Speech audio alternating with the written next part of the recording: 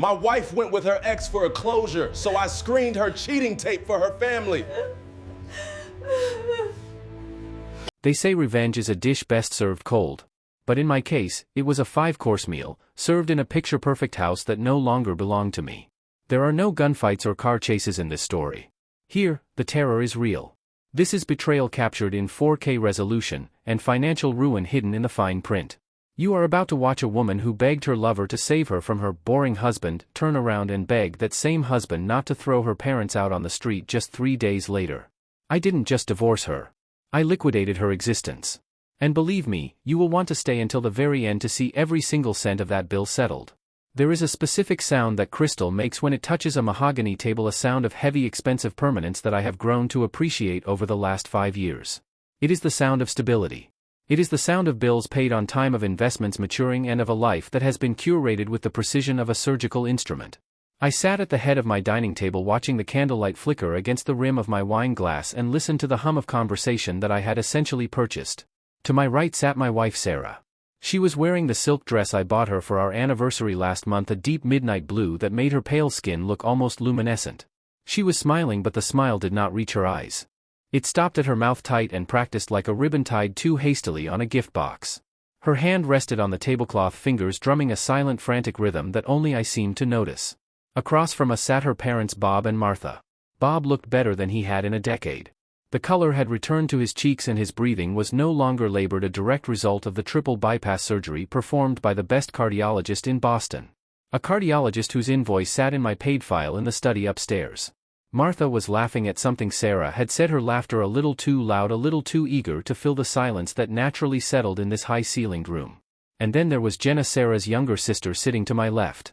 Jenna was the wild card, the one who had drifted through 3 careers in 5 years before finally settling into a condo I had helped refinance just to keep her from foreclosure. She looked at me with a mixture of awe and resentment, that specific look people give to the one holding the safety net. "Ethan, you really outdid yourself with the wine," Bob said, lifting his glass. The light caught the deep ruby liquid. "It is smooth. I do not think I have ever tasted anything like it." I smiled. It was a reflex, a muscle memory. "I am glad you like it, Bob. It is a vintage I have been saving for a special occasion." I did not mention that the bottle cost more than his first car. There was no need. The price was not the point. The point was the gesture, the silent contract that bound everyone at this table to me. I was the provider. I was the rock. I was the one who fixed things. "You are a saint, Ethan," Martha chimed in, her eyes misty. "Truly. I do not know where we would be without you. After everything with the house and Bob's health, you are the son we never had." Sarah shifted in her seat. The movement was subtle, a slight adjustment of posture, but I felt it like a tremor in the floorboards. She reached for her wine glass and took a sip that was closer to a gulp. "Mom, please," Sarah said, her voice tight. "Let us not get emotional. We are just having dinner." "I am just saying," Martha persisted, reaching across the table to pat my hand. Her skin was dry and papery. "We are grateful. That is all. It is rare to find a man who takes care of family the way Ethan does." I looked at Sarah. She was not looking at me. Her gaze was fixed on a point somewhere near the centerpiece, a sprawling arrangement of white lilies that filled the air with a scent that was sweet to the point of cloying. "Thank you, Martha," I said, keeping my voice even. "Family is the most important asset we have."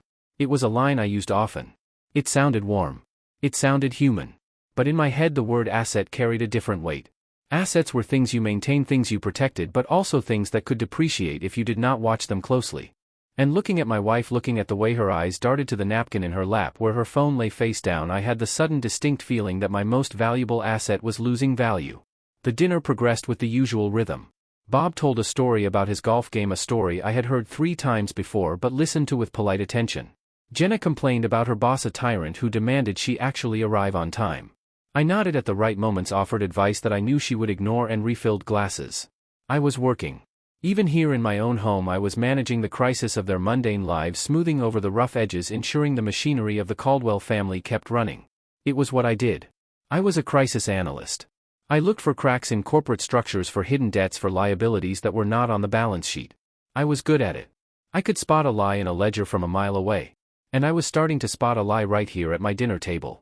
It happened between the main course and dessert. I had cleared the plate, stacking the bone china with care, and was heading to the kitchen when I realized I had forgotten the water pitcher. I turned back. The room had fallen silent for a moment. Sarah had pulled her phone from her lap. The screen was lit up, casting a pale blue glow on her face. She was not typing. She was reading. Her expression was unguarded for a split second, a look of raw hungry longing that transformed her features. It was not the look of a woman checking an email. It was the look of a woman seeing a lifeline. Then she saw me. The phone flipped face down onto the table with a clatter that was too loud in the quiet room. She looked up, her eyes wide, her pupils dilated. "Everything okay?" I asked. My voice was calm. It is always calm. She blinked rapidly, forcing that tight smile back onto her face. "Yes.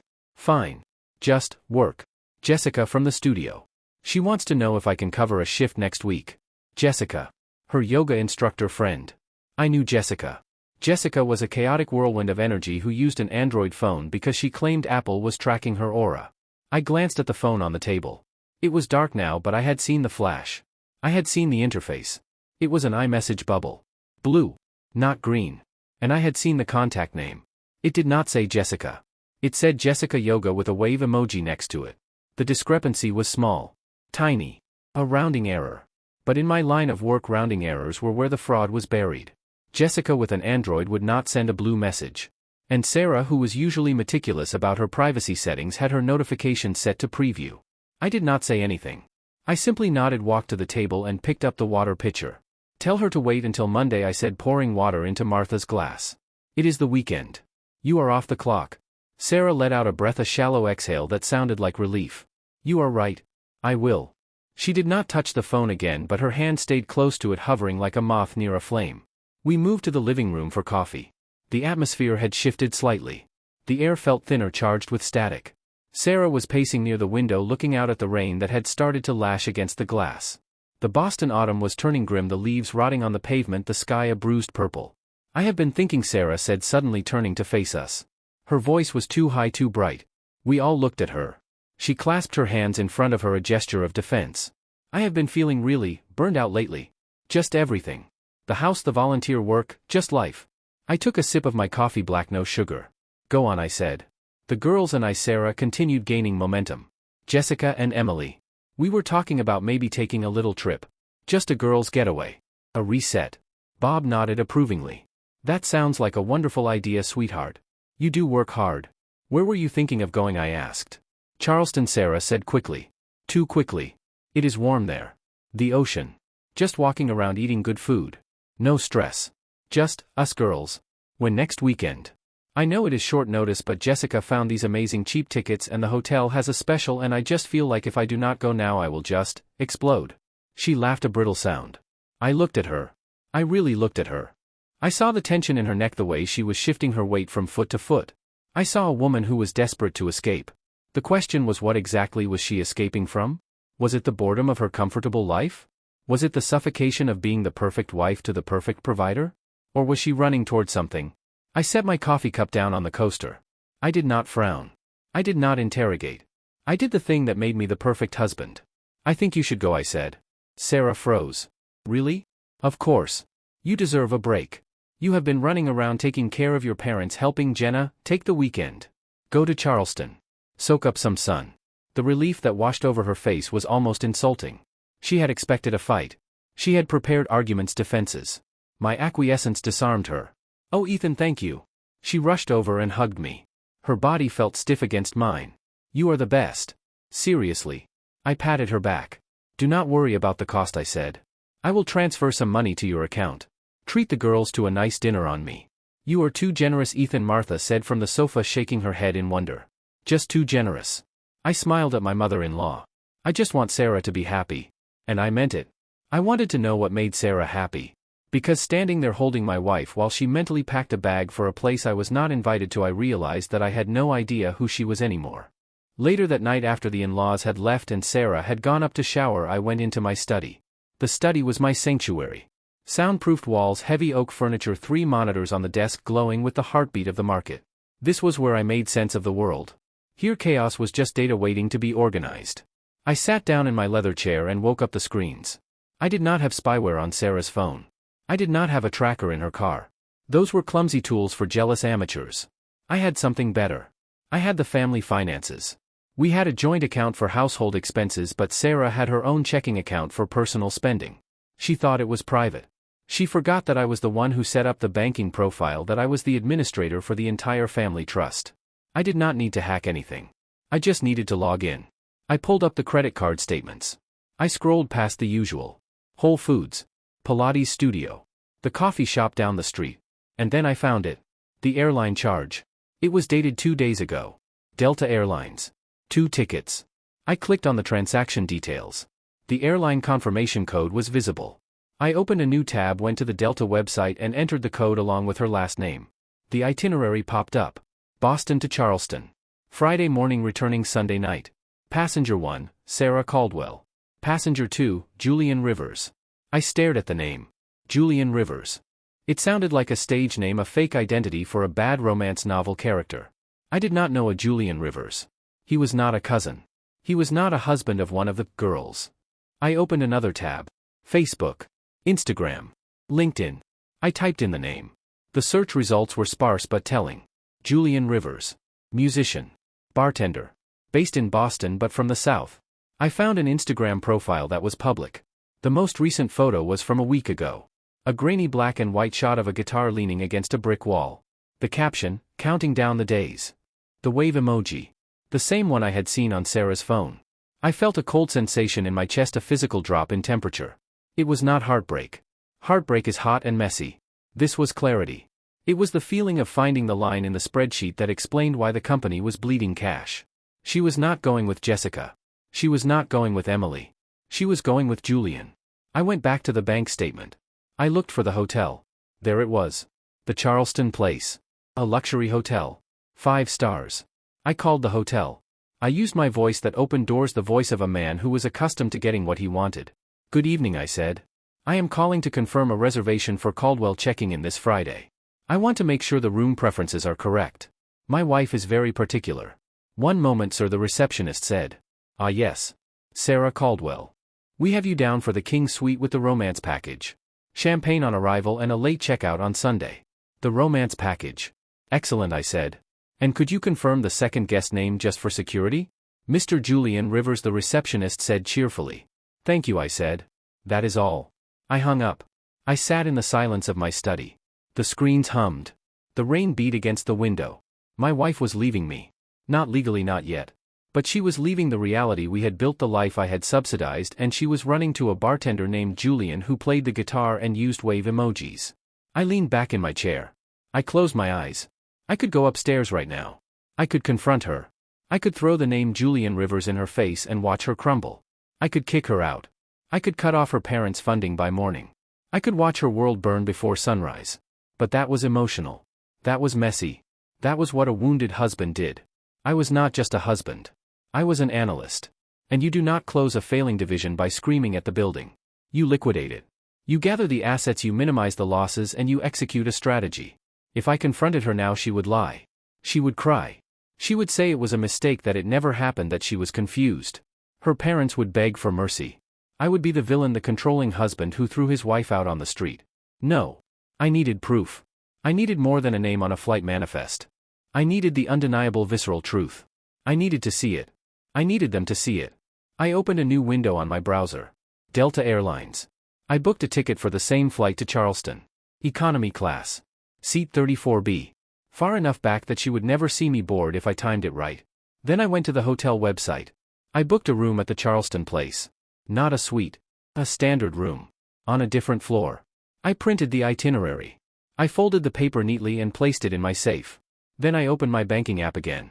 I transferred $5,000 to Sarah's personal account. I added a memo, have a wonderful time. Love, Ethan. I wanted her to feel safe. I wanted her to feel flush with cash. I wanted her to think she had gotten away with it. Because when people think they are safe, they get careless. They forget to look over their shoulder. I stood up and walked to the window. I looked out at the dark, wet street. I had bought this house. I had bought the cars. I had bought the peace of mind that allowed Sarah to sleep at night. I had invested everything in this merger of lives. And now I was going to conduct the final audit.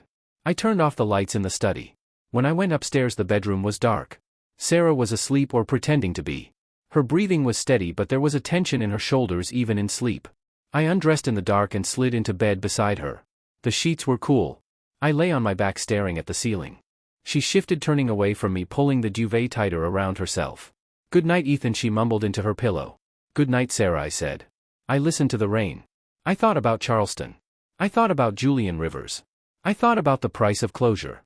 I did not sleep that night. I lay there calculating every variable, every risk, every outcome. By the time the sun rose gray and bleak over Boston, I had a plan. The next 3 days were a masterclass in compartmentalization. I went to work. I sat in meetings. I analyzed spreadsheets for a biotech firm that was hemorrhaging money in R&D. I pointed out their flaws with my usual precision. My colleagues thought I was focused. They had no idea that my mind was running a parallel simulation of my own marriage. Sarah was fluttery. She was packing and unpacking. She was buying new clothes with the money I had sent her. She showed me a bikini she had bought. Cute? She asked, holding it up. Very, I said.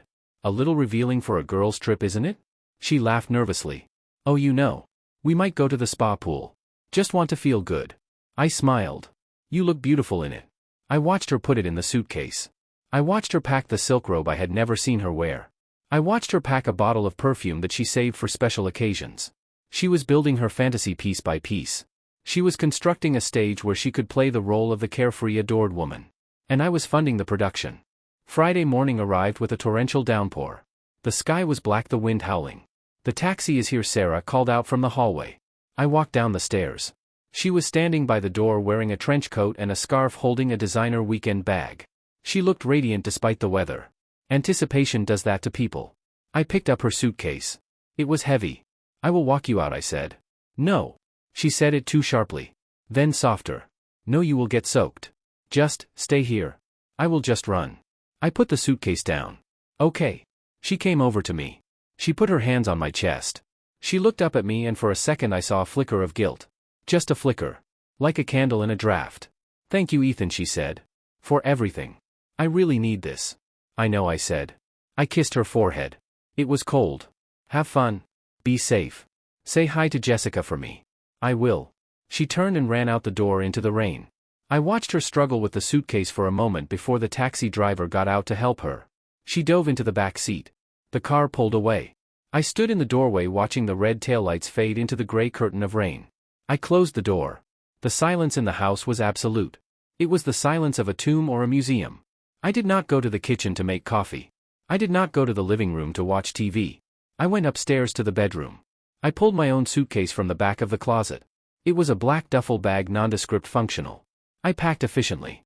Dark clothes. A hat. Sunglasses. My camera with the telephoto lens. The directional microphone I had purchased online 2 days ago using a prepaid debit card.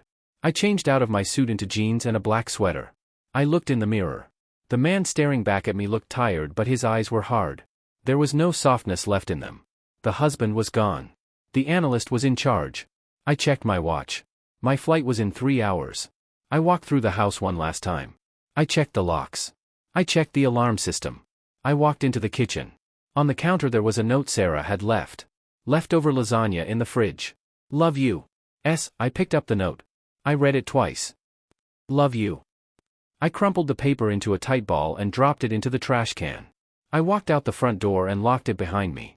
My rental car was waiting down the street, parked around the corner so Sarah would not see it when she left. I walked through the rain, letting the water soak into my hair. It felt good. It felt real. I got into the car and started the engine. I drove to the airport not as a man going on vacation but as a man going to war. A silent war. A war fought with cameras and receipts and silence. Sarah wanted closure. She wanted to explore the what-ifs of her past. She wanted to know what life would be like without the boring, reliable safety net of Ethan Caldwell. I merged onto the highway, the wipers slashing back and forth like a metronome. She was going to find out. I was going to give her exactly what she wanted. I was going to give her the truth. And the truth, as I had learned in my career, often came with a liquidation cost that most people could not afford. The plane ride was uneventful. I sat in economy, my knees pressed against the seat in front of me. I pulled my cap down low. I did not watch a movie. I did not read. I just waited. When we landed in Charleston, the air was different. It was heavy, humid, warm. It smelled of salt and marsh grass. I waited until the plane was almost empty before deplaning. I moved through the terminal, keeping my head down. I saw them at baggage claim. They were hard to miss. Sarah was standing by the carousel laughing. And there he was. Julian Rivers. He was taller than I expected. Leaner. He had messy dark hair and was wearing a leather jacket that looked like it had seen better days. He had a guitar case slung over his shoulder. He walked up to Sarah and wrapped his arms around her waist. She melted into him. She rested her head on his shoulder in a way she had not done with me in years. He whispered something in her ear and she threw her head back and laughed. It was a beautiful scene. Cinematic. If I were a stranger I would have thought they were the perfect couple. Young in love, carefree. But I was not a stranger. I was the financier. I watched them grab her suitcase. Julian did not offer to carry it. Sarah pulled it off the belt herself while he checked his phone. Interesting data point, I thought. I followed them to the taxi stand, keeping a group of tourists between us. I watched them get into a cab. I got into the next one. Follow that car, I told the driver. Do not get too close. The driver, a heavy-set man with a thick southern accent, looked at me in the rear-view mirror. Like in the movies? He asked, grinning. Just drive, I said, handing him $100 bill. We drove into the city, the palmetto trees flashing by. The sun was setting, casting a golden glow over the historic buildings. It was a paradise. And I was the snake in the grass. They pulled up to the Charleston place. The doorman opened the door. Sarah stepped out, looking around with wide eyes. Julian followed, looking bored. I had the driver drop me off a block away. I walked the rest of the distance, my duffel bag over my shoulder. I entered the lobby 10 minutes after them.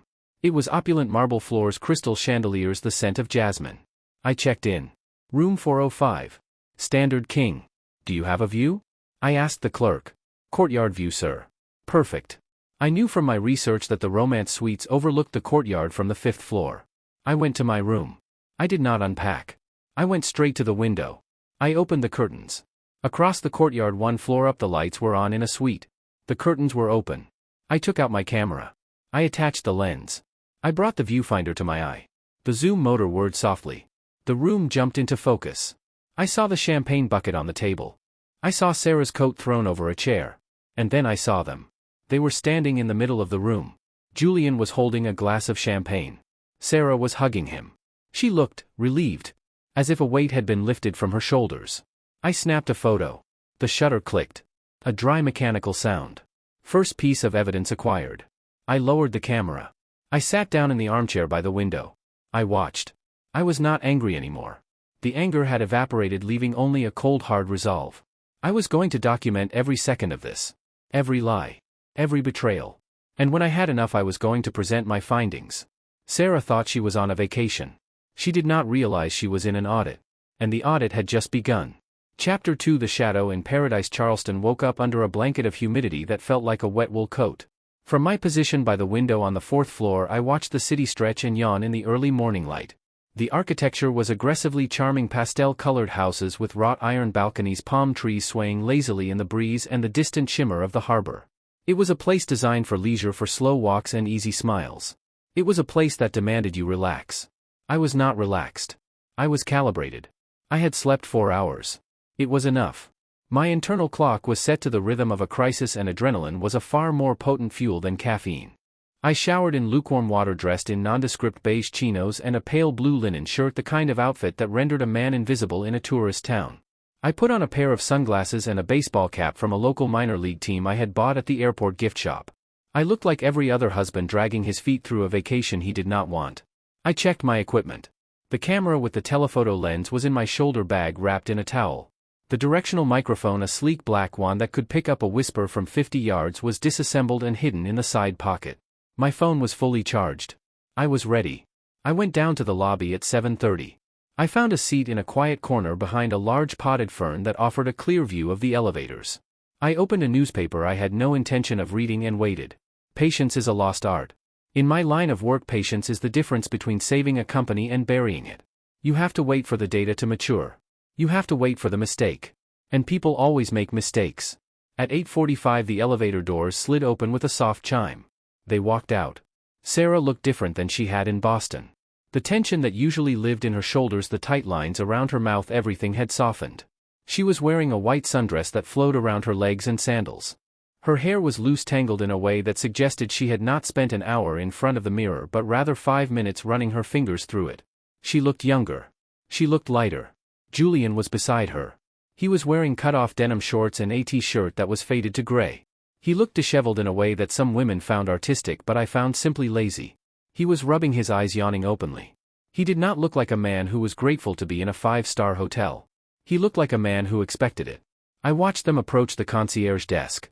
Sarah did the talking. She was animated, using her hands, laughing at something the concierge said. Julian leaned against the marble counter, tapping his foot, looking at his phone. He did not touch her. He did not look at her. He was present physically, but mentally he was elsewhere. I noted the dynamic. Sarah was the engine. Julian was the passenger. They turned and headed for the glass doors that led to the street. I waited 10 seconds, counting them down in my head, then folded my newspaper and followed. The heat hit me the moment I stepped outside. It was a physical weight. The air smelled of jasmine and exhaust fumes. They walked slowly, heading south towards the market area. I stayed half a block behind, keeping to the other side of the street, using the crowds of tourists as a shield. I was a ghost in the machine of their holiday. They stopped at a cafe with outdoor seating. I watched from the display window of an antique shop across the street. They sat at a small iron table. I took out my phone and opened the banking app. Refresh. Pending transaction, the Daily Grind Cafe. $42.50, Sarah paid. Of course she paid. I watched her hand the card to the server. Julian was busy looking at a street performer, a man painted silver, standing perfectly still. He did not even reach for his wallet. He probably did not bring one. I zoomed in with my camera, pretending to take a picture of the architecture above them. Through the lens I saw Sarah reach across the table and touch Julian's hand. He did not pull away, but he did not return the gesture. He just let her hand rest there like a dead weight. She was speaking earnestly, leaning in. He was nodding, drinking his iced coffee, looking over her shoulder at the passing crowd. It was painful to watch. Not because I was jealous. The jealousy had burned off yesterday, leaving only a cold clinical observation. It was painful because it was pathetic. My wife, the woman who organized charity galas and managed a household with military precision, was reducing herself to a supplicant for the attention of a man who clearly regarded her as a convenience. They finished breakfast and began to walk again. The morning turned into a long, aimless wander through the historic district. I followed them through the open-air market where vendors sold sweetgrass baskets and tourist trinkets. I watched Sarah buy him a leather bracelet. Transaction alert, $35.00. I watched them stop at a vintage record store. This was clearly Julian's destination. He came alive for the first time, touching the vinyl sleeves with reverence. He spent 20 minutes flipping through a crate of jazz records. Sarah stood by him, watching him with a look of adoration that made my stomach turn. She did not know anything about jazz. She listened to top 40 hits and podcasts about wellness. But here she was nodding as he held up a record and explained something to her. She bought the record. Transaction alert, $85.00. I was keeping a running tally in my head. Breakfast. Bracelet. Record. The hotel room. The flight. The dinner they would inevitably have later.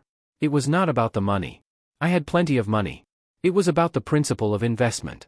Sarah was investing heavily in a stock that was fundamentally worthless. And she was using my capital to do it. By early afternoon the heat was oppressive. They retreated to the hotel, presumably to rest or to use the pool. I used the break to return to my room and upload the photos I had taken. I sat at the small desk, connecting the camera to my laptop. The images appeared on the screen: high-resolution testaments to betrayal. Image 045, Sarah laughing, throwing her head back while Julian smokes a cigarette.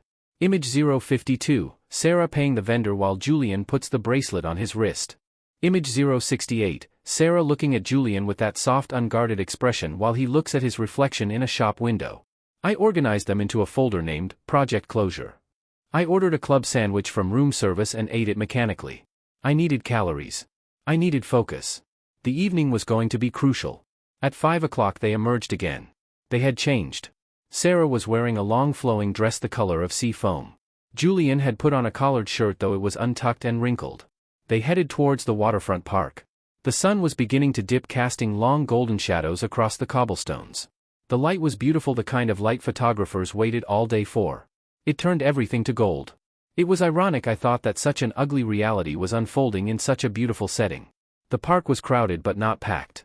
People were sitting on the swings on the pier, watching the boats in the harbor. Children were running through the fountain near the entrance.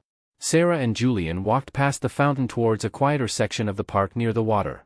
There was a bench facing the harbor, secluded by a large oak tree draped in Spanish moss. It was perfect. I moved quickly, flanking them, keeping the oak tree between us. There was a dense hedge of azaleas about 20 yards behind their bench. I slipped behind it. The ground was damp and I could smell the mulch, but I had a clear line of sight through the branches. I sat down on the grass cross-legged. I took out the directional microphone and assembled it. I put the headphones over my ears. I aimed the wand at the bench. The sound of the wind and the distant traffic faded, replaced by the amplified audio of their immediate vicinity. I could hear the rustle of Sarah's dress as she sat down. I could hear the flick of Julian's lighter. "Really nice, babe," he was saying. His voice was smooth, a little raspy. A voice designed to charm. "I am glad you like it," Sarah said. Her voice sounded thin, anxious. "I just wanted everything to be perfect." "It is. Relax. You are always so wound up." "I am not wound up. I miss this. I miss us." The audio was crystal clear. It was as if I was sitting between them. "We are here, aren't we?" Julian said. "We are doing the thing." "Yeah, but..." Sarah hesitated. "I mean, I miss how it used to be. Before." "Before what?" "Before you got married to the rich guy." "Don't call him that." "Why, that is what he is. Isn't he the guy who pays the bills?" I felt a muscle in my jaw jump. "The rich guy. He is a good man, Julian," Sarah said. She sounded defensive but weak. "He saved my family. You know that. After Dad's surgery, we would have lost the house. Ethan stepped up. He always steps up." "Yeah, yes, ain't Ethan." Julian sounded bored. "Look, I am not knocking him. He is useful. Everyone needs a safety net. He is not just a safety net. He is my husband. For now." Silence. I watched through the leaves. Sarah was looking down at her hands. Julian was blowing smoke rings into the humid air. "Do you love him?" Julian asked. The question hung in the air, heavy and dangerous. I pressed the record button on the digital recorder attached to the microphone. I care about him," Sarah said slowly. "He is safe. He is reliable. Being with him is like being in a really nice waiting room. Nothing bad happens. But nothing really happens either. A waiting room." That was how she described our life. The life I had built. The security I had provided. A waiting room. "And with me?" Julian asked. "With you?" Sarah's voice changed. It softened. It broke. "With you I feel like I am standing on the edge of a cliff.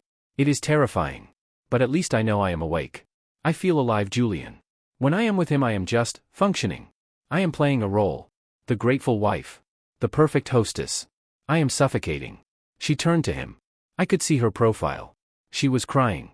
"I want to leave him, Julian. I think about it all the time." My heart did not race. My hands did not shake. I was frozen in a state of hyperclarity. This was it. The confession.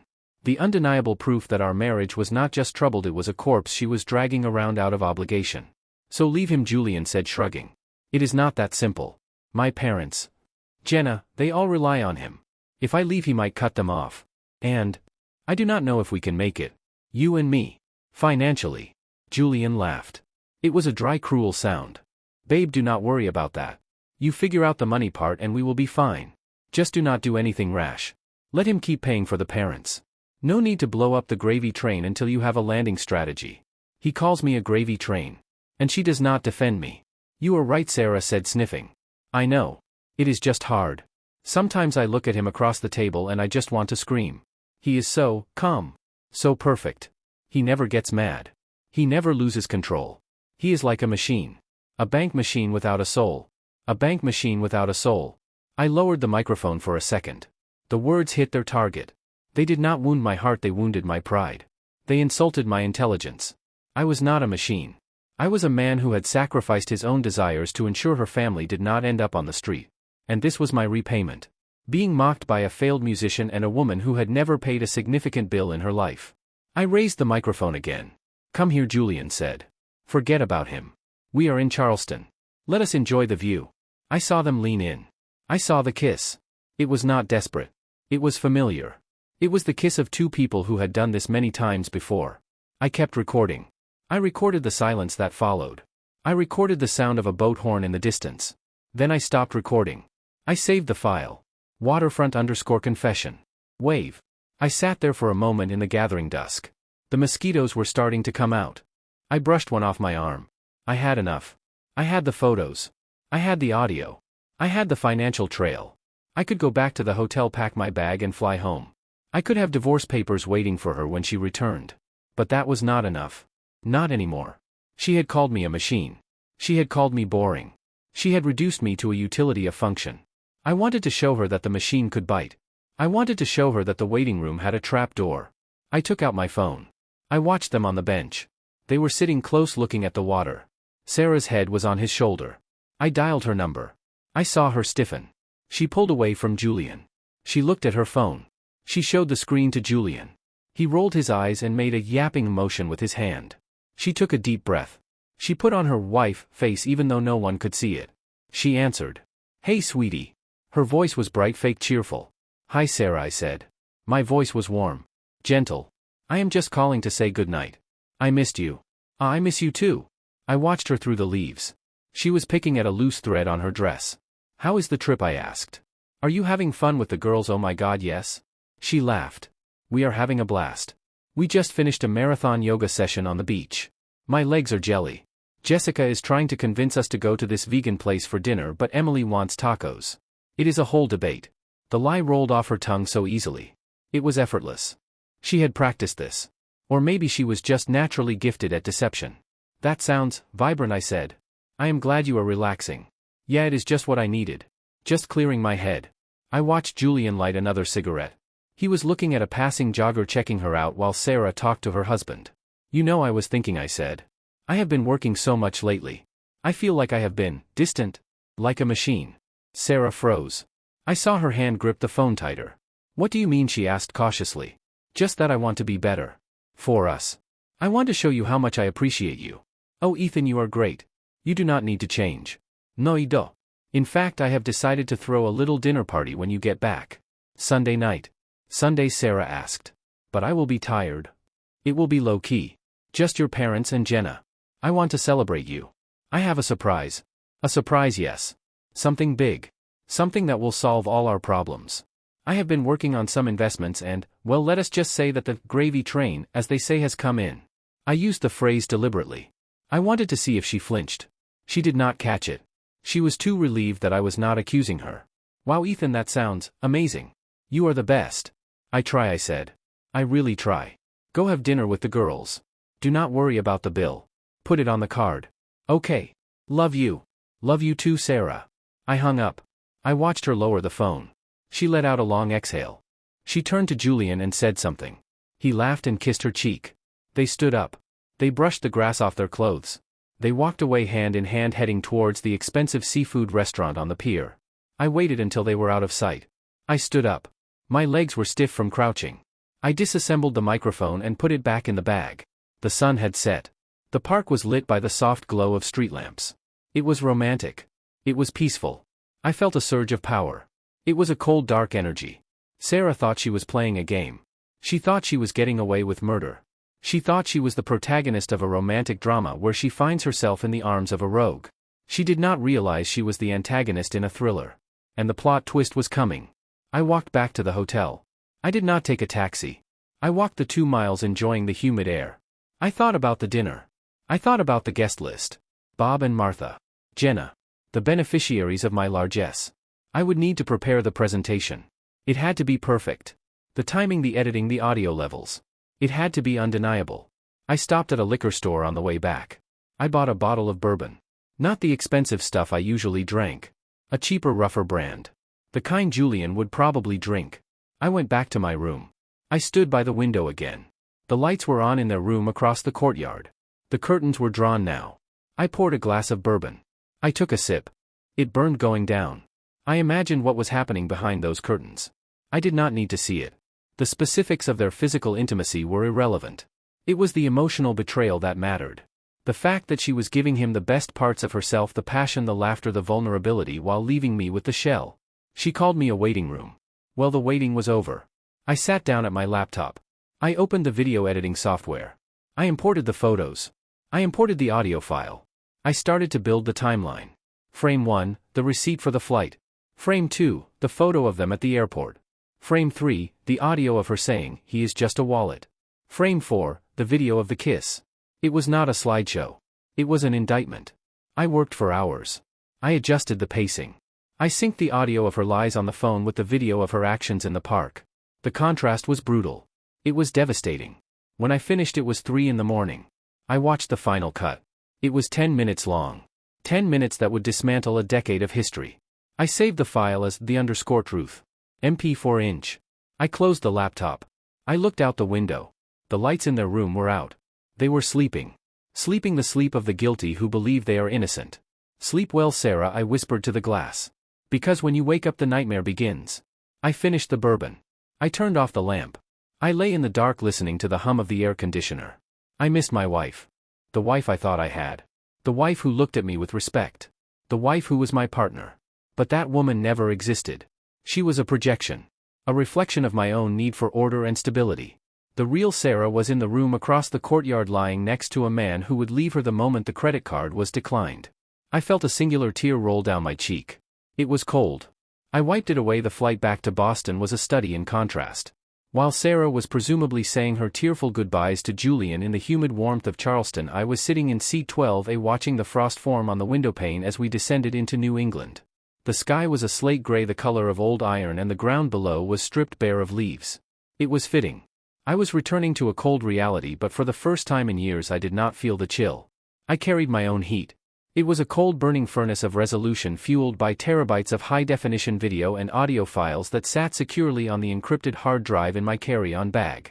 I landed 3 hours before her. This was crucial. The stage manager must always arrive before the actors. I took an Uber home. The driver was a chatty man who wanted to talk about the Patriots game, but I stared out the window offering monosyllabic answers until he got the hint and turned up the radio. The city looked different to me now. The familiar streets, the brownstones, the coffee shops where I bought my morning espresso, they all looked like facades on a movie set.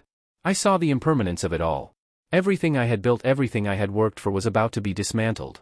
But unlike a natural disaster, this demolition would be controlled. It would be precise. I unlocked the front door of my house. Our house. The silence that greeted me was heavy. It smelled of lemon polish and stale air. I dropped my bag in the hallway and walked straight to the kitchen. I had a checklist in my head. A mental spreadsheet. Item 1, the atmosphere. I went to the thermostat and lowered the temperature by 3 degrees. I wanted it crisp. I wanted people to be alert. Warmth makes people sleepy and complacent. I needed them sharp. Item 2, the food. I had ordered catering from a high-end Italian place in the North End. It was Sarah's favorite. Or rather, it was the favorite of the woman she pretended to be. Truffle risotto ossobuco tiramisu. Heavy, rich comfort food. The kind of meal that sits in your stomach like a stone. I wanted them full. I wanted them to feel the weight of my generosity in their bellies. Item 3, the technology. This was the most critical component. I went into the living room. The 65-inch television hung on the wall like a black monolith. I pulled the HDMI cable from behind the console. I connected it to my laptop. I ran a test. I pressed play. The image filled the screen. Crisp, clear. The sound of the wind in the Charleston harbor filled the room. The sound of Sarah's voice telling Julian that I was a waiting room echoed off the walls of the house I had paid for. It was perfect. I paused the video. I set the screen to black. I hid the laptop behind a stack of art books on the coffee table, leaving only the cable visible snake-like on the rug. Item 4, the demeanor. I went upstairs to shower. I scrubbed the travel off my skin. I shaved with meticulous care.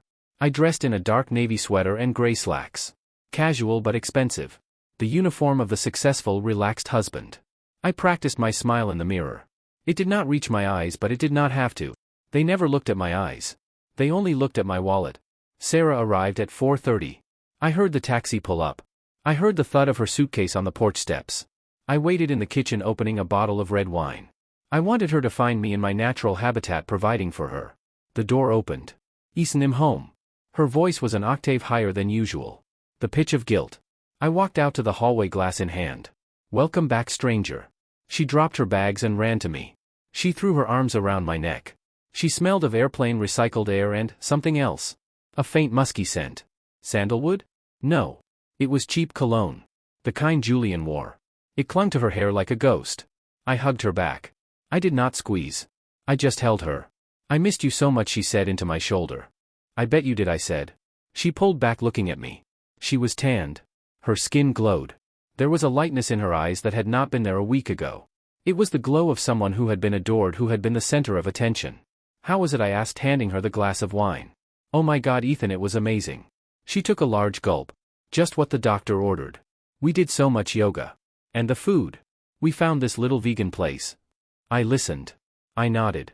I watched her lips move, constructing the lie brick by brick. She told me about a yoga class that never happened.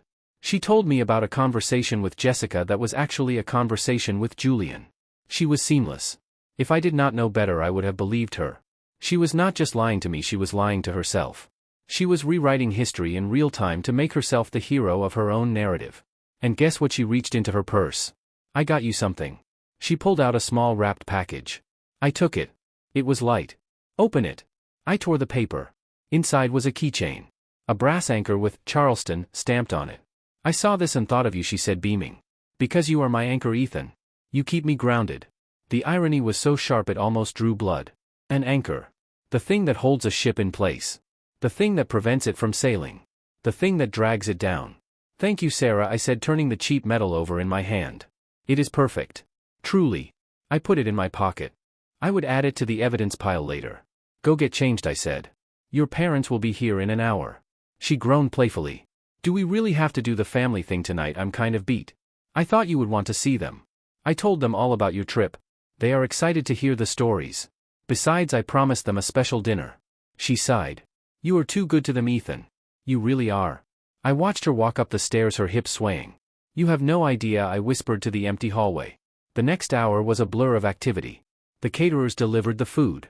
I transferred it to our serving platters, hiding the foil containers. Presentation is everything. At 6 o'clock the doorbell rang. Bob and Martha stood on the porch, huddled against the wind. Bob looked frazzled. Martha was clutching a casserole dish covered in foil. We brought green bean casserole, Martha announced as I opened the door. I know you ordered Italian, but you cannot have a Sunday dinner without green beans. Thank you, Martha, I said, taking the dish. It was cold. Come in. Get out of the cold. They bustled in, shedding coats and scarves. Where is the traveler? Bob asked, rubbing his hands together. Coming down, I said. Sarah appeared at the top of the stairs. She had changed into a modest sweater and jeans. The Charleston glow was still there, but she had dimmed it slightly for her parents. Mom. Dad. She ran down and hugged them. Look at you, Martha exclaimed. You look rested. That sea air did you good. It was wonderful, Mom. Just me and the girls. So peaceful. Jenna arrived 10 minutes later. She did not ring the bell, she just walked in. She looked tired.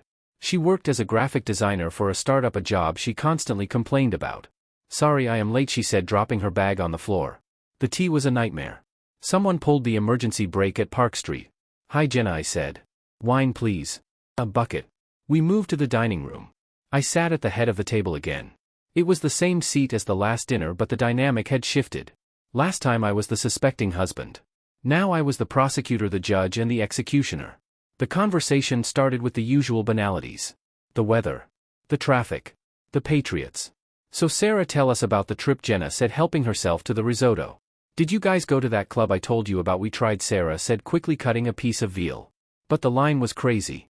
We ended up just grabbing tacos and walking on the beach. It was more of a chill vibe. That sounds lovely, Martha said. You girls work so hard. You deserve a break. And how is Jessica? I asked. Sarah froze mid-chew. Just for a fraction of a second. She is great, she said, swallowing. She sends her love. She is actually thinking of moving down there. She loved the vibe. Is that so? I asked. Interesting. I thought her studio here was doing well. It is, but, you know Jessica. She is a free spirit. A free spirit, I repeated. Yes. Some people are just restless. They always think the grass is greener somewhere else. Even when they have a perfectly good garden at home. Sarah looked at me sharply. I smiled blandly. Bob cleared his throat. Speaking of gardens, Ethan, I wanted to ask you something. Not now, Dad, Jenna said. Let us eat. No, it is important, Bob said. Ethan, I got a letter from the insurance company. They are disputing the coverage for the rehab sessions. They say it is elective. I took a sip of wine. Elective. Like a vacation to Charleston with a lover. Do not worry about it, Bob, I said. Bring me the letter. I will handle it. You are a lifesaver, Martha said, reaching for my hand. Again. I am not a lifesaver, Martha, I said, withdrawing my hand to reach for the salt. I am just a problem solver. I see a deficit and I fill it. That is what I do. I looked at Sarah. She was staring at her plate, pushing a mushroom around with her fork. Is everything okay, sweetie? I asked. Yeah. Fine. Just tired. You should eat. You need your strength. Reality can be exhausting after a fantasy vacation. She looked up. Her eyes narrowed slightly. What does that mean? Nothing, I said innocently. Just that coming back to the grind is hard. Right, Jenna? Jenna snorted. Tell me about it. My boss is writing me about these new layouts. He wants everything to pop. I do not even know what that means. Money makes things pop, I said. That is the universal rule. You throw enough money at a problem and it usually goes away. Or at least it looks better. The dinner dragged on. I watched them eat the food I had paid for. I watched them drink the wine I had selected. I listened to them talk about their lives, their petty grievances, their small victories, all of which were subsidized by my labor. I felt a detachment so profound it was almost spiritual. I was not one of them.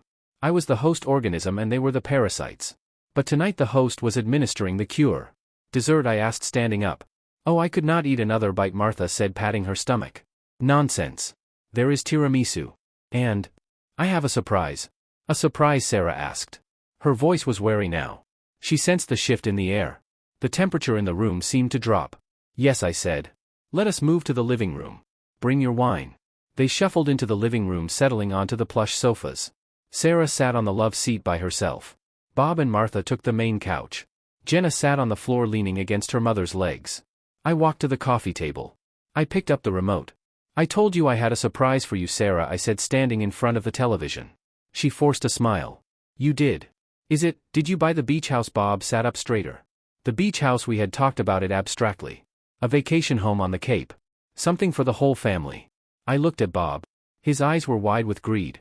Not malicious greed, just the pathetic hope of a man who had failed to provide for himself and looked to another man to fill the void. Not exactly, I said. I looked at Sarah. You know, Sarah, I said, my voice soft, conversational. When you left for Charleston, I did a lot of thinking. About us. About this family. About what holds people together. Ethan, what is this? Sarah asked. Her hands were gripping the armrests of the love seat. I realized that the most important thing is truth, I continued. Transparency. We live in a world of filters. Of edited photos. Of curated narratives. We show people what we want them to see. But the truth is always there. Hidden in the metadata. I picked up the laptop from the stack of books. Sarah's eyes went to the screen. She saw the cable. I wanted to make something for you, I said. A tribute. To your trip. To your girls' getaway. Ethan. Sarah stood up. Her face was pale. Ethan, wait. Sit down, Sarah, I said. It was not a request. It was a command delivered with the authority of a CEO addressing a boardroom. She sat. I turned to the family. Sarah sends me so many photos, but I felt like I was missing the real story. So I did some digging. I wanted to see the real Charleston. I pressed the spacebar on the laptop. The screen flickered to life. The video began with a title card. White text on a black background. The price of closure, then the music started. A slow melancholic piano piece. The first image was innocent enough. A shot of the Charleston skyline. The bridge. The water. Oh, how pretty, Martha said. Did you take that, Sarah? Sarah did not answer. She was staring at the screen, her mouth slightly open. The next image was the hotel. The Charleston place. Then the receipt. It flashed on the screen for 5 seconds. Long enough to read. Guest, Sarah Caldwell and Julian Rivers. Room 405. Romance package. I heard Jenna gasp. Who is Julian Rivers? Sarah made a sound, a strangled whimper. Ethan, stop. Please. I did not stop. The video cut to the footage from the airport. The zoom lens shot. Sarah laughing, throwing her head back. Julian lighting a cigarette. That is not Jessica, Bob said, confused. Who is that man? The video cut again. The antique store. Sarah buying the record. The look on her face. Pure adoration. Then the audio started. It was the recording from the park. The quality was studio grade. He is a good man. He saved my family. But with him I am just functioning. The voice filled the room. Sarah's voice. Martha put her hand over her mouth. Oh my God. He is like a machine. A bank machine without a soul. I stood by the television watching them. I was not watching the screen. I was watching their faces. I saw the confusion turn to shock. I saw the shock turn to horror. Sarah was shaking. She was crying now, silent tears streaming down her face. She looked small. The video continued. The glitch effect I had engineered happened. The screen distorted, then snapped back into focus. The waterfront bench. I want to leave him, Julian. I think about it all the time. So leave him. It is not that simple. My parents. Jenna, they all rely on him. If I leave he might cut them off. The camera zoomed in. The kiss. It was long. It was passionate. It was everything our marriage wasn't. Bob made a noise like he had been punched in the gut. He slumped back against the sofa cushions, clutching his chest. Bob, Martha screamed, turning to him.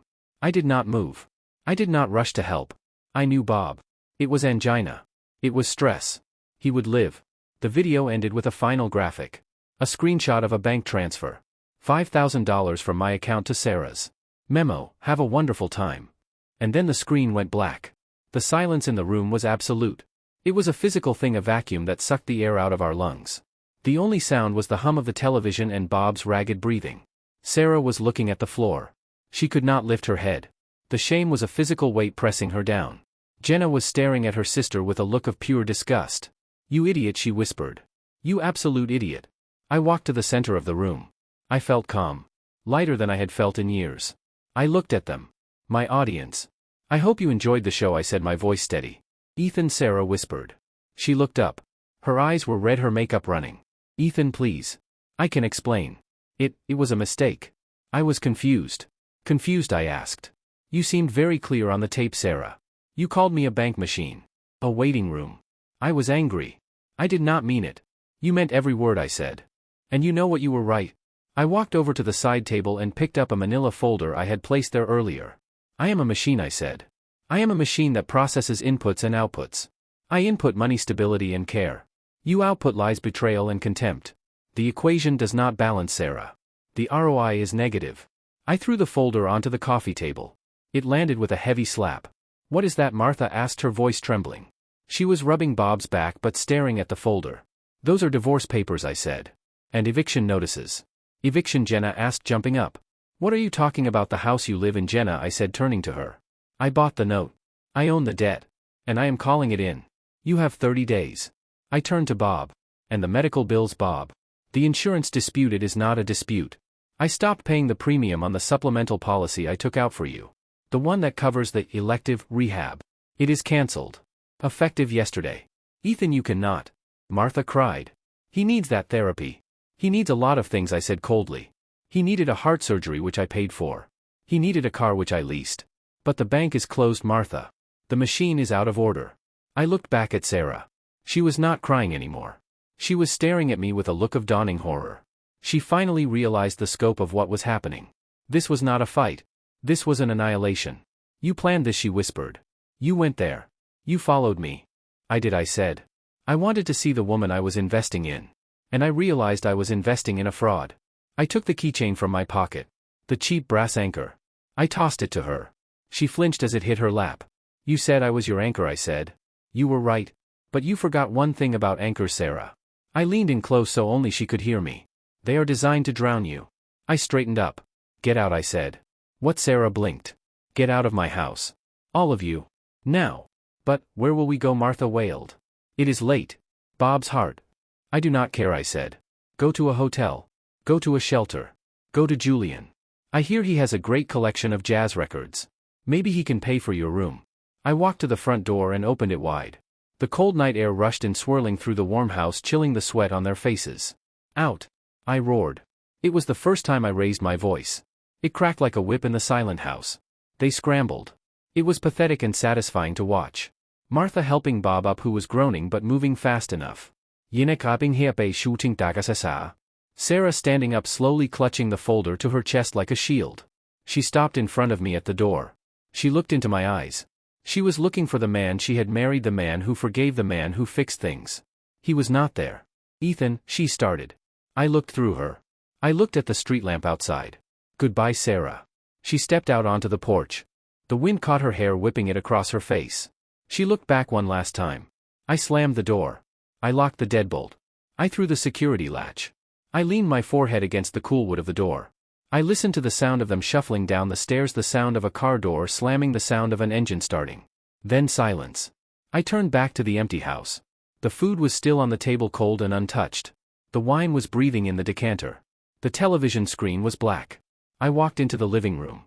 I sat down on the sofa where they had just been sitting. I could still feel the warmth of their bodies. I picked up the remote and turned off the TV. I was alone. The house was big. The silence was loud. But for the first time in 2 years, the air was clean. The lie was gone. I sat there in the dark, listening to the rain start to fall against the windows. It was done. The audit was complete. The liabilities had been purged. Now I just had to figure out what to do with the rest of my life. Scorched earth. The sound of the deadbolt sliding home was the loudest sound I had ever heard. It was not a click. It was a thunderclap that marked the end of an era. I stood there in the hallway, my hand still resting on the cool brass of the lock, and listened to the fading sounds of their retreat. The car engine sputtered and died, then caught again. Bob's old sedan was failing, just like his heart, just like his daughter's marriage, and finally the vehicle receded into the rainy night. I was alone. I turned around to face the house. My house. It looked exactly the same as it had an hour ago. The lights were still warm and golden. The smell of expensive Italian food still lingered in the air, mixing with the faint metallic scent of the ozone from the storm outside. But the architecture of the space had changed. The walls seemed taller, the shadows deeper. It was no longer a home. It was a property. An asset that had just been stripped of its primary liability. I walked into the dining room. The table was a still life of waste. Plates of risotto that had gone cold. Wine glasses stained with the lipstick of a woman who had lied to me and the saliva of a family that had used me. I did not feel sadness. Sadness is a murky, unproductive emotion. I felt a crisp, clear energy. It was the feeling of a site manager walking through a building after a demolition crew has finished. The structure is gone. The dust is settling. Now you clear the debris. I went to the kitchen and returned with a heavy-duty trash bag. I did not scrape the plates. I picked them up, bone china and all, and dropped them into the bag. The crash of breaking porcelain was satisfying. It was a rhythmic destruction. Plate. Crash. Glass. Crash. Silverware. Clatter. I cleared the table in 3 minutes. I stripped the tablecloth, dragging the centerpiece with it. The lilies I had bought, white for purity, white for innocence, snapped as they hit the bottom of the bag. I tied the bag shut and hauled it to the garage. Then I went upstairs. The master bedroom was a shrine to a falsehood. The bed was made with the Egyptian cotton sheets Sarah insisted on. The closet was full of her clothes. Rows of dresses I had paid for. Shoes she wore to galas where she played the part of the philanthropist's wife. I did not burn them. That would be melodramatic, and I am not a character in a soap opera. I am a man of logistics. I opened my laptop and sent an email to a liquidation firm I had used for corporate bankruptcies. Subject: estate clearance. Location: 42, Oak Lane. Scope: full removal of all personal items, furniture, and decor. Timeline: tomorrow, 8 a.m. Note: nothing is to be salvaged. Donate it or destroy it. Yvonne Baruels. I hit send. I slept in the guest room that night. The bed was smaller, the mattress firmer. I slept dreamlessly. The next morning I woke up at 5. The rain had stopped, leaving the sky a bruised purple that slowly lightened to a cold steel gray. I dressed in a suit. Armor. I drove to my office in the city. I arrived before the secretaries, before the junior analysts. I sat in my corner office overlooking the harbor and watched the ferries cut white lines across the dark water. At 9 o'clock my phone began to ring. I had blocked Sarah's number. I had blocked Jenna. I had blocked Bob and Martha. But they were persistent. The calls were coming from unknown numbers. From the reception desk. I ignored them. At 10 o'clock my lawyer arrived. Alan was a man who smiled only when he found a loophole. He was not smiling today, but he looked efficient. The papers were served? I asked without looking up from my monitor. By courier at the hotel they checked into, Alan said, placing a file on my desk. Motel 6 on the highway. They didn't go for luxury. Liquidity issues, I said dryly. Sarah is distressed, Alan noted. She called my office 3 times. She claimed she didn't understand what she was signing. I swiveled my chair to face him. She signed the documents, Alan. The travel insurance and liability waiver she signed before the trip? The one she didn't read because she was too busy packing her bikini? Alan nodded. Clause 4, Section B. It designates the transfer of funds not as a gift, but as a high-interest personal loan secured by her existing assets. Specifically her name on the deed of the parental home. And the parents? I sent the notice of default to Bob this morning, Alan said. He was under the impression that you had paid off his mortgage 2 years ago. I bought the note, Alan. I became the lender. I didn't pay it off. I acquired the debt. And since they have missed the last 24 payments, which I graciously waived until the change in circumstance clause was triggered by the divorce filing, the entire amount is now due. It's ruthless, Ethan, Alan said. It wasn't a criticism. It was a professional observation. It's contractual, I corrected. They lived in a house they couldn't afford on my dime. They ate food they didn't earn at my table. I am simply closing the account. And the marital home? Put it on the market, I said. Today. Undercut the neighborhood value by 20%. I want a cash buyer and I want a closing in 10 days. You'll lose money on the equity. I am not looking for profit, I said, leaning back. I am looking for erasure. I want that house gone. I want the history gone. Alan picked up his briefcase. Consider it done. Oh, one more thing. Sarah's friend. The musician. Julian Rivers. He was arrested this morning. Possession of stolen property.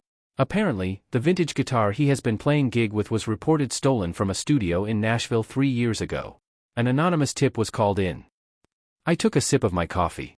Is that so? How unfortunate. Civic duty is important, Alan. Alan paused at the door. You really didn't leave anything to chance, did you? Chance is for people who don't do their homework. The week that followed was a blur of execution. I lived in a hotel downtown. I did not go back to the house on Oak Lane. The liquidation crew sent me photos. Empty rooms. Floors? Just the shell of a life. On Friday I received a notification from the front desk of my office building. There is a Ms. Caldwell here to see you, sir. She says it is an emergency. I checked my watch. I had 10 minutes before a conference call. Send her up, I said. I wanted to see it. I needed to verify the data. When Sarah walked into my office she looked like a stranger. The glow from Charleston was gone, replaced by a gray pallor. Her hair was pulled back in a messy bun. She was wearing the same coat she had left the house in on Sunday. It looked wrinkled. She stood in the doorway clutching her purse. She looked at the expansive view, the mahogany desk, the leather chairs. She looked at the power that she had walked away from. Ethan, she said. Her voice was cracked. Sit down, I said, gesturing to the chair opposite me. She sat on the edge of the seat. She didn't look defiant. She didn't look angry. She looked broken. Mom and Dad are being evicted, she whispered. The sheriff came this morning. They have 3 days to vacate. Dad, his heart is acting up again. He can't handle the stress. That is unfortunate, I said, shuffling some papers. Perhaps he should have managed his finances better. You did this, she said, tears welling up in her eyes. You owned the debt. You pretended to pay it off, but you just kept it over our heads like a guillotine. I provided security, Sarah. Security has conditions. You violated the conditions. And the loan? The $5,000? Due in full, I said. Plus interest. And legal fees. You spent it, didn't you? On dinner. On the hotel. On the leather bracelet for Julian. She flinched at the name. He's gone, Ethan. He left. When the police came for him he blamed me. Said I planted the guitar. He called me crazy. Imagine that, I said. A man with no integrity acting without integrity. Who could have predicted it? I have nothing, she said. She leaned forward, reaching across the desk. Ethan, please. I am sorry. I was stupid. I was bored and stupid and I made a mistake. But you can't destroy my whole family because of it. We had good years, didn't we? Doesn't that count for anything? I looked at her hand reaching for mine. I remembered how that hand used to feel in mine. I remembered how I used to think it was the only anchor I needed. I stood up. I walked to the window. We had a transaction, Sarah, I said, looking out at the city. I provided a lifestyle. You provided companionship and loyalty. It was a contract. You breached it. You didn't just breach it, you mocked it. You called me a machine. You called me a wallet. I turned back to her. You said you wanted to feel alive. You said safety was suffocating. Well, Sarah, look around. This is what alive feels like without a safety net. It's cold. It's scary. It's uncertain. You got exactly what you asked for. I can't fix this, she sobbed. I don't have the money. I don't have anywhere to go. Then you better start working, I said. I hear the job market is robust. Maybe you can find a position that values your specific skill set. You hate me, she whispered. No, I said honestly. I don't hate you. Hate implies passion. I don't feel anything for you, Sarah. You are a bad investment that I have written off. I am simply balancing the books. I pressed the intercom button. Security, please escort Ms. Caldwell out. Ethan, she cried, standing up. You can't do this. You loved me. 2 security guards appeared at the door. They were polite but firm. Ma'am, one of them said. She looked at me one last time. Her eyes were wide, searching for a shred of mercy. I sat down and opened a file on my computer. I started typing. I didn't watch her leave. The next month was a lesson in efficiency. The house on Oak Lane sold in 4 days to a young tech entrepreneur who wanted to gut it. Perfect. The parents' house was foreclosed. They moved into a small rental apartment in a bad neighborhood funded by Jenna, who had to sell her car and take a second job to support them. The divorce was finalized in record time. My lawyers buried Sarah in paper. Evidence. Financial records. The adultery was undeniable. She signed everything just to make it stop. She didn't get alimony. She didn't get the house. She got her clothes and the debt she had incurred. I moved. I bought a penthouse in the Seaport District. Glass walls, steel beams, minimalist furniture. It was cold. It was modern. It was everything Sarah would have hated. I loved it. Epilogue 3 months later. It was a Tuesday evening. The rain was lashing against the floor-to-ceiling windows of my living room, turning the city lights into smeared watercolor paintings of red and gold. I sat in my Eames chair, a glass of single malt scotch in my hand.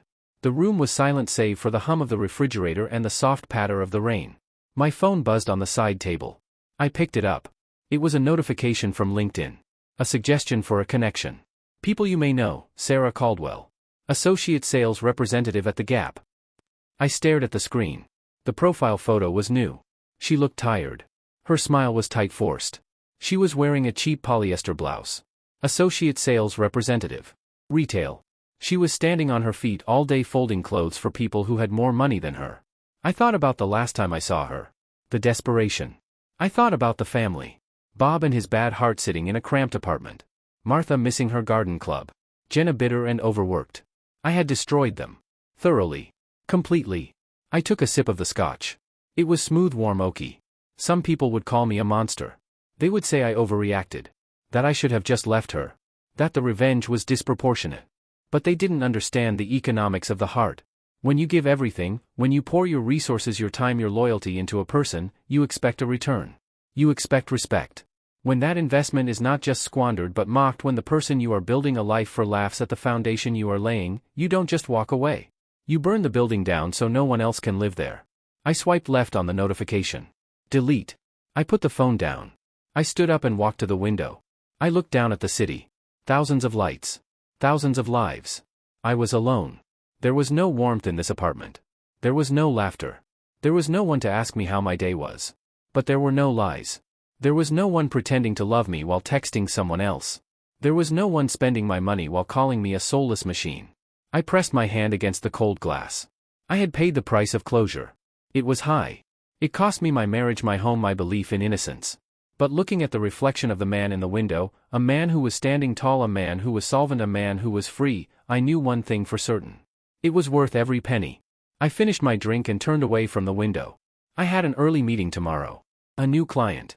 A company that was failing because of hidden liabilities. I would save them. That was what I did. I found the rot and I cut it out. I turned off the light, plunging the room into darkness. "Good night, Ethan," I said to the empty room. And for the first time in a long time the silence answered back with peace.